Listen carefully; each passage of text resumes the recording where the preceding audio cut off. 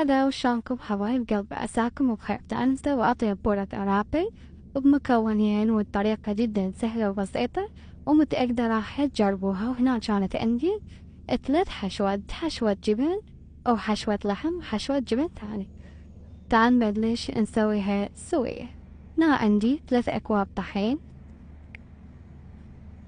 هنا أنا خلطت الطحين وضفت عندي ملعقة ملح. راح أضيف المي بالتدريج، مي دافي. هنا بدي أعجن بيهم، تقريبا ياخذ العجين 10 دقايق.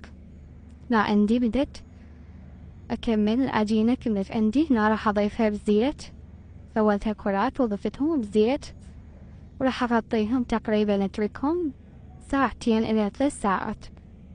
هنا راح أزيت المكان وأفرش العجينة.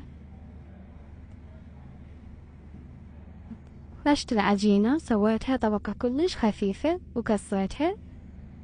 هنا عندي حشوة اللحم حمسته وضفت عليه البصل وضفت عليه التوابل، راح اكتب لكم اياها اسفل الفيديو. هنا جبن، اي نوع انتو تحبوا جبن استخدمه. بعدها ضفت الحشوة وشكلت العجينة. كملت عندي هنا طاوة زيت، حمى الزيت وقليتهم وعلينا وعليكم بألف عافية.